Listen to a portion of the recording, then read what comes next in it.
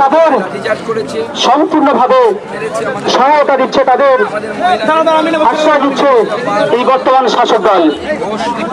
অনেক সময় পুলিশ তাদেরকে মাথায় তুলে রেখেছে, তার প্রতিবাদে তাদের ভিক্ষের জন্য আজ আমরা আপনারা জানেন আমাদের আজকে থানাঘরের কর্মসূচি নেতৃত্ব দিচ্ছেন পশ্চিমবঙ্গ প্রদেশের সম্মানীয় সভাপতি ডক্টর সুকান্ত মজুমদার মহাশয়, আমাদের ভারতবর্ষের সম্মানীয় মন্ত্রী মহোদয় উপস্থিত আছেন। পশ্চিমবঙ্গ প্রদেশের সাধারণ সম্পাদক যতীন মহোদয় আছেন, মহোদয় এমপি আছেন, সাধারণ সম্পাদিকা অগ্নিমিত্রা পল বিধায়িকা আছেন, মহিলা মোর্চার সভানেত্রী ফাল্গুনী দেবী আছেন, সর্বভারতীয় আমাদের সবার পরিচিত ভারতী দেবী ভারতী ঘোষ মহাশয়া আছেন, এসটি মোর্চার সম্মানীয় রাজ্য সভাপতি সুদীপ দাস মহাশয় আছেন, সাধারণ সম্পাদক সম্পাদিকা সহসভাপতি সম্পাদক। ভারত মাতা কি, সবাইকে বলছি অ্যাম্বুলেন্সকে সাইড করে যেতে দিন। আমরা গণতান্ত্রিক পদ্ধতিতে আন্দোলন করি, ভারতীয় জনতা পার্টি অন্যান্য রাজনৈতিক দলের মতো না। বসে পড়ুন সবাই, এটা মিডিয়া জুড়ে যান, মিডিয়াটা ক্লিয়ার করে দিন। सिक्योरिटी वाले भैया सब थोड़ा दूर में रहो, कोई प्रॉब्लम नहीं है, चलो कुछ नहीं होगा। भारत माता की, भारत माता की, भारत माता की। ममता पुलिस हाय हाय, कुलतली पुलिस हाय हाय। अरे पुलिस तुम्ही उड़ती छाड़ो, अरे पुलिस तुम्ही उड़ती छाड़ो, अरे पुलिस तुम्ही उड़ती छाड़ो। अरे ममता पुलिस हाय हाय। दफा एक दाबी एक, अरे दफा एक दाबी एक, अरे दफा एक दाबी एक। We won, we won, we won। Bharat माता की, भारत माता की, भारत माता की। বন্ধুগণ, আপনারা দীর্ঘ সময় ধরে আমাদের নেতৃত্বের উপস্থিতিতে, আমার উপস্থিতিতে আমাদের দুজন জেনারেল সেক্রেটারি, একজন সাংসদ এবং একজন বিধায়ক জ্যোতির্ময় সিং মাহাতো এবং অগ্নিমিত্রা পাল, এছাড়াও ভারতী ঘোষ আমাদের ন্যাশনাল স্পোক্সপারসন, আমাদের মহিলা মোর্চার নেত্রী ফাল্গুনী পাত্র, আমাদের এসসি মোর্চার নেতা ডক্টর সুদীপ দাস এবং অন্যান্য নেতৃত্ব, আমাদের জেলা সভাপতি আমাদের উৎপল লস্কর, আমাদের পঞ্চায়েত সমিতির সদস্য দিদি প্রণতি মাঝি, আমাদের অন্যান্য নেতৃত্ব পলাশ রানা সহ সুনীপ দাস এবং অন্যান্য নেতৃত্ব আমাদের মিডিয়া সেলের কনভেনার সপ্তর্ষি দা থেকে শুরু করে সবাই এখানে উপস্থিত আছেন। আমরা দীর্ঘ সময় ধরে অবস্থান করছি। আমাদের এই অবস্থানের উদ্দেশ্য কি, যে এখানকার একটি বাচ্চা মেয়ে ক্লাস 9 বছর বয়স, ক্লাস 4-এ পড়ে, সে গ্রামের মানুষের অনুসারে এবং পরিবারের অনুসারে তাকে ধর্ষণ এবং খুন করা হয়েছে। অভিযোগ এখনো পোস্টমর্টম হয়নি, আমরা জানি না অ্যাকচুয়ালি কি ঘটেছে, কিন্তু মেয়েটি একটু অকালে প্রাণ ঝরে গেছে, এটা আমরা দেখতে পেয়েছি। আমরা তার বিচারের দাবিতে ভারতীয় জনতা পার্টিকে পুজোতে আন্দোলনে নামতে হয়েছে। আমরা জানি যে পুজো বাঙালির জন্য, বাংলার মানুষের জন্য কতটা গুরুত্বপূর্ণ, কিন্তু তবুও ভারতীয় জনতা পার্টিকে রাস্তায় নামতে হয়েছে। তার কারণ বাংলার মহিলারা সুরক্ষিত নয়। আমরা কোন মুখে মা দুর্গার কাছে গিয়ে বলবো যে মা তোমার কাছে আমরা বর চাইছি, তোমার কাছে আমরা আশীর্বাদ চাইছি, যখন নিজের ঘরের দুর্গাকে যদি আমরা সুরক্ষিত রাখতে না পারি? আজকে নিজের ঘরের দুর্গাকে যদি সুরক্ষিত রাখতে না পারি, মায়ের সামনে কিভাবে মুখ দেখাবো? মায়ের সামনে আমার মায়েরা, আমার দিদিরা কিভাবে গিয়ে দশমীর পর সিঁদুর খেলবে? কিভাবে মাকে গিয়ে বলবেন দশম দেহি পুত্রং দেহি ওই ঐশ্বর্য দেহি মে সদা? কিভাবে বলবে দেবীর কাছে গিয়ে? আজকে মুখ্যমন্ত্রী মমতা বন্দ্যোপাধ্যায়ের জন্য গোটা রাজ্যটা এই জায়গায় পরিণত হয়েছে। আজকে পুলিশ, আমরা যখন আন্দোলন করছি, লাঠি উঁচিয়ে পুলিশ এগোচ্ছে, পুলিশ মারছে আমাদের কর্মীদেরকে। আমাদের মহিলা নেতৃত্ব তাদের সাথে পুলিশ ধস্তাধস্তি করছে, যা শ্লীলতাহানির পর্যায়ে পড়ে। আমি এই পুলিশকে প্রশ্ন করতে চাই, গত দুদিন আগে যখন বাচ্চা মেয়েটি বিজয়া বাড়ি ফিরছিল না, রাত 8টা নাগাদ তার মা বাবা এসে যখন থানায় বলেছিল, আইসি সাহেব দুজন পুলিশ আমার মেয়েটিকে খুঁজে পাওয়া যাচ্ছে না, আমার মেয়েটিকে খুঁজে দিন, সেদিন এই পুলিশের বীরত্ব কোথায় ছিল? সেদিন এই পুলিশ হিচড়ে হয়ে হাই হাই করে তালি দিচ্ছিল, এই পুলিশ টেবিলের তলায় লুকিয়েছিল, থানার ভিতরে লুকিয়েছিল। কারণ মমতা বন্দ্যোপাধ্যায় বলে দিয়েছে, এদের আমরা মারি, এদের আমরা গালি দিই। আমাদের কর্মীরা অনেক সময় রেগে গিয়ে এদের গালি দেয়, কিন্তু মনে রাখবেন এই পুলিশ এরা প্রকৃত দোষী নয়, এরা শিখণ্ডী, পিছন থেকে অন্য কেউ একজন চালাচ্ছে, আর যে চালাচ্ছে তার নাম হচ্ছে মমতা বন্দ্যোপাধ্যায় আর তার বিধায়ক এখানকার গণেশ মন্ডল, তারা চালাচ্ছে। যে চোর গণেশ মন্ডল সে চালাচ্ছে। সে যদি পুলিশকে বলে দেয় পুলিশ বা পাশ হয়ে শুতে বাধ্য, তাকে বলে যে ডান পাশ হয়ে শুতে, তাহলে পুলিশ ডান পাশ হয়ে শুতে বাধ্য। আজকে রাজ্যের পুলিশকে মাননীয় মুখ্যমন্ত্রী শিখণ্ডীতে পরিণত করেছে। তাই যারা ভালো পুলিশ আছে তাদেরকে বলতে চাই, দেখুন আপনার চাকরি খাওয়ার ক্ষমতা মমতা বন্দ্যোপাধ্যায়ের নেই, মেরুদণ্ডটা সোজা করুন। আর মেরুদণ্ড যদি না থাকে, পুজোর বাজারে যান, জামা কাপড় না কিনে মেরুদণ্ড কিনে আনুন, নইলে চেক করুন নিজের শরীরে। জামা কাপড় কিনতে হবে না, মেরুদণ্ড কিনুন, আর মেরুদণ্ড কিনে নিরপেক্ষ ভূমিকা পালন করুন। আর যদি সেটা না পারেন, আর যাই হোক, কাঁধে মাথায় অশোক স্তম্ভটা লাগাবেন না, হাওয়ায় চটি লাগান, খুব ভালো মানাবে। অশোক স্তম্ভটা মানাবে, হাওয়ায় চটি লাগান, আমরা কিচ্ছু বলবো না, আমরা দেখেই বুঝতে পারবো। আমি তো আজকে যে পুলিশের যা রোল দেখলাম, পুলিশের যা অ্যাক্টিভিটি দেখলাম, আমি আমার কর্মীদেরকে বলবো যে আশেপাশে কোথাও তৃণমূলের পতাকা আছে নাকি দেখুন, সেই পতাকাটা নিয়ে এসে পুলিশের থানার সামনে লাগিয়ে দিন।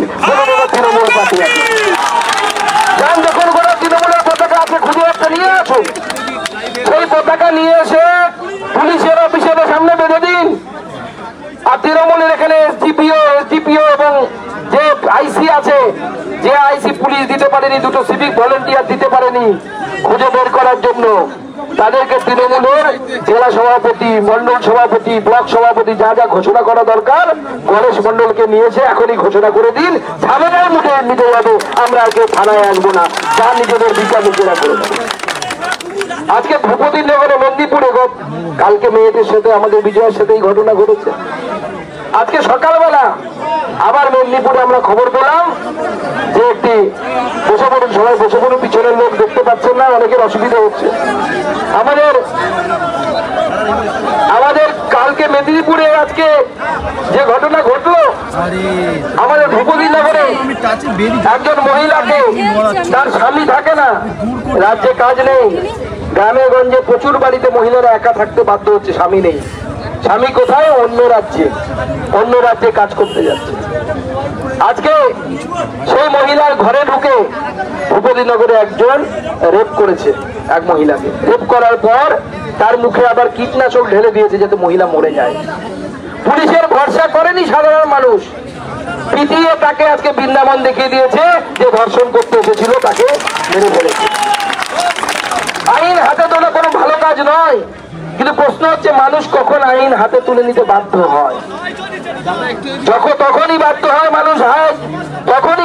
মানুষ আইন হাতে তুলে নিতে, যখন মানুষ বিচার পায় না, যখন এই মোস্তাকিনের মতো গুন্ডারা যারা আমাদের ঘরের দুর্গাকে তুলে নিয়ে যায় আর তুলে নিয়ে গিয়ে ধর্ষণ করে এবং তারপরে তাকে মেরে ফেলে, তখন মানুষ বিচার পায় না, তখন হাতে তারা আইন তুলে নিতে বাধ্য হয়। আপনারা থানায় তৃণমূল কংগ্রেসের ঝান্ডা লাগিয়ে দিন আর থানাটায় বসে থাকুন, ইট বালি কয়লার পয়সা খান আর আরামসে এখানে মস্তি করুন। জনতা তো আইন প্রশাসন আইন দেখে নেবে, জনতা আইন শৃঙ্খলা মেনটেন করবে। আজকে মাননীয় মুখ্যমন্ত্রীর উপর কারো ভরসা নেই। আপনাদের ভরসা আছে? আপনার মেয়েদেরকে বাঁচাবে, ঘরের মেয়েদেরকে বাঁচাবে? আমরা এটা মুখ্যমন্ত্রীকে বারবার বলছি। আমার মাঝে মাঝে ইচ্ছা হয় মুখ্যমন্ত্রীকে একটি অ্যাপয়েন্টমেন্ট চাই ওনার, এবং আমরা যারা আছি এখানে অগ্নিমিত্রা দিয়ে আমরা সবাই মিলে যাবো, গিয়ে আমি দেখে আসবো যে ওনার চেয়ারটাতে ফেভিকল লাগানো আছে না কি লাগানো আছে উনি ছাড়তেই চাইছেন না। এত নির্লজ্জ কিভাবে মানুষ হতে পারে? আমি দেখতে চাই একবার গিয়ে মাননীয় মুখ্যমন্ত্রীর অ্যাপয়েন্টমেন্ট নিয়ে আমরা দেখতে চাই, মাননীয় মুখ্যমন্ত্রীকে বলতে চাই যে এত কিছুর পরেও আপনি আপনার পথটা ছাড়ছেন না কেন? বাংলার মানুষ চাইছে আপনি আপনার বলেছিলেন আপনারা উৎসবে ফেরুন। মাননীয় মুখ্যমন্ত্রীর এই বক্তব্য মাননীয় মুখ্যমন্ত্রীর গুন্ডা ধর্ষক ভাইয়েরা খুব সিরিয়াসলি নিয়ে নিয়েছে। উৎসব করতে বলেছে, কি উৎসব শুরু করে দিয়েছে তারা? ধর্ষণ আর শ্লীলতাহানির উৎসব করে দিয়েছেন। প্রতিদিন সকালবেলা করে একটা করে ধর্ষণের কথা, আপনারা একটা করে ধর্ষণের খবর পাবেন।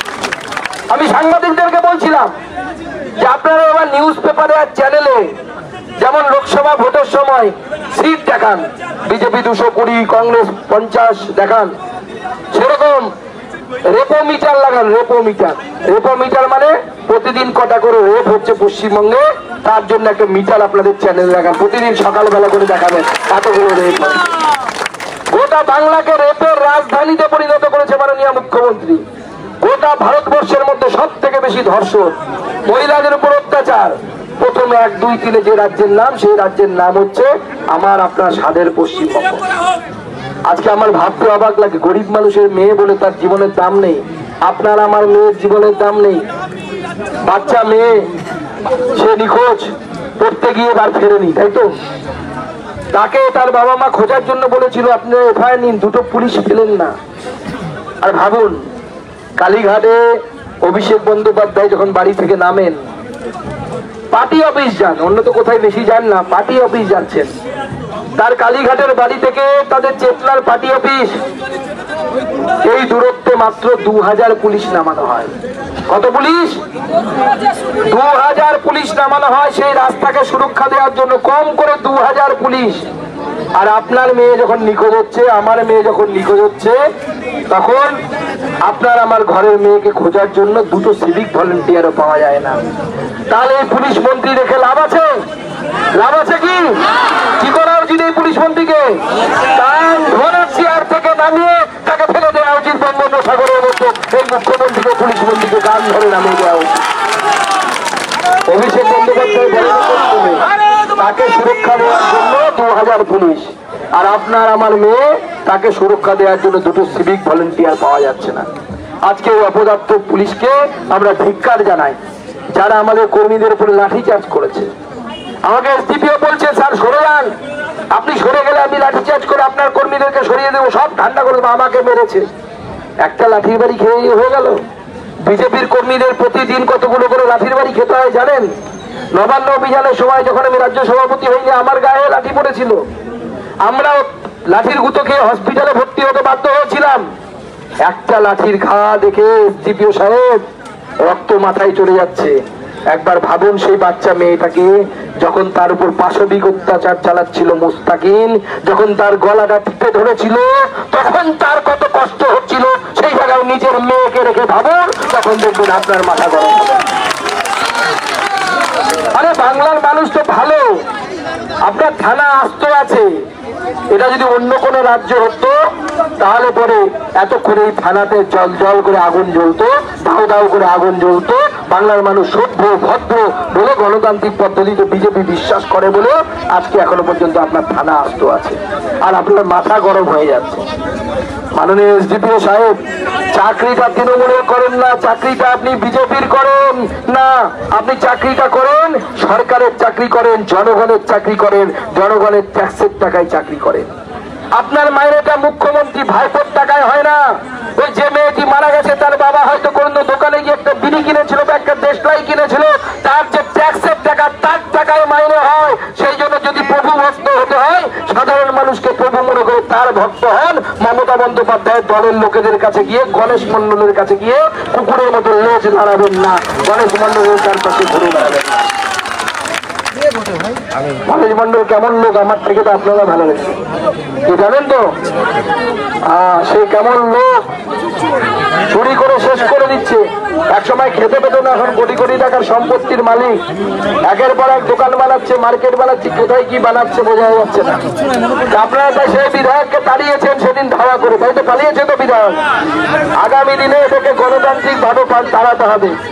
আমরা পুজোর আগে তাই আমরা শান্তিপূর্ণ আন্দোলন করেছি, কারণ আমরা চাই না যে আমাদের কোনো কর্মী এই পুজোর মধ্যে জেলে থাকুক।